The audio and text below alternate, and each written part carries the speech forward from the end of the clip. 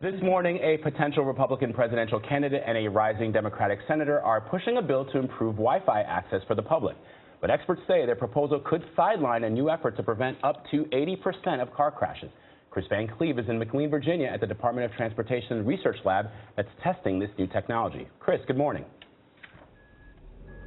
The technology lets cars talk to other cars, even infrastructure like that stoplight up ahead.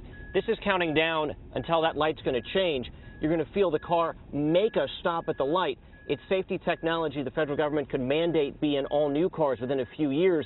And the debate up on Capitol Hill really comes down to a battle over bandwidth.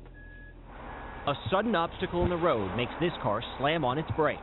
The car behind warns its driver in time to swerve thanks to wireless vehicle-to-vehicle communication known as V2V. After more than a decade in development and more than $500 million in taxpayer money spent, this technology, which can make roads safer and save an estimated 1,083 lives a year, may now be asked to make room for Wi-Fi. It's an opportunity for more people to get onto the internet.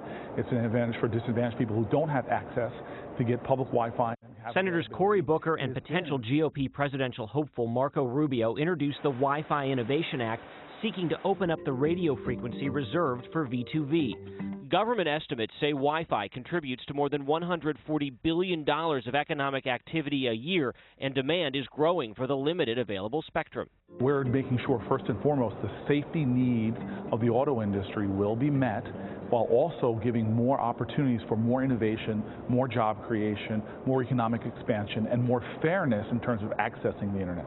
The bill has bipartisan supporters in Congress and would require the FCC to evaluate if Wi-Fi and V2V can coexist.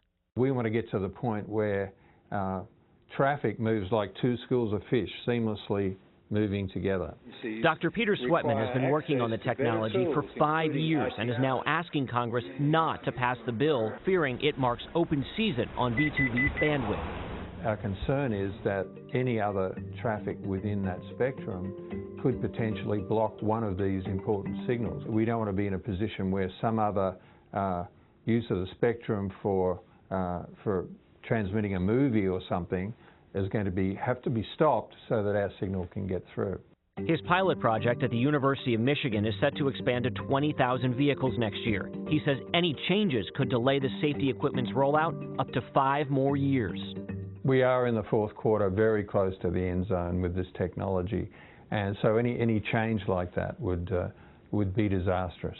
The Department of Transportation says this accident, which injured a pedestrian, could have been prevented by V2V, and the National Transportation Safety Board says the technology could have prevented this fatal 2012 school bus accident in New Jersey by warning the bus driver of the oncoming truck before the crash. 1 child died, 16 people were injured. The NTSB warned spectrum sharing could put the frequencies at risk of dangerous interference. The opportunity to improve transportation safety must not be delayed by issues associated with interference.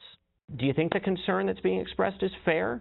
This is not about convenience or access to the web. This is about saving lives. We already made that decision. National Highway Traffic Safety Administrator Mark Rosekind doesn't necessarily oppose spectrum sharing, but says it was the FCC who set aside the bandwidth 15 years ago. So you want to make a different decision? Then you better show us the data that we can make sure that we can save those lives with a clear signal. The auto industry has already invested about $500 million in V2V, but still some on Capitol Hill are frustrated at the pace the technology is developing and say the auto industry has been slow to embrace the idea of sharing. 2 FCC commissioners have said they're open to the idea of widening the spectrum, and the bill has some big backers, including Comcast. Nora? All right, Kris, thanks. Looks like he's standing in the middle of the intersection there. Watch out for those cars. Careful.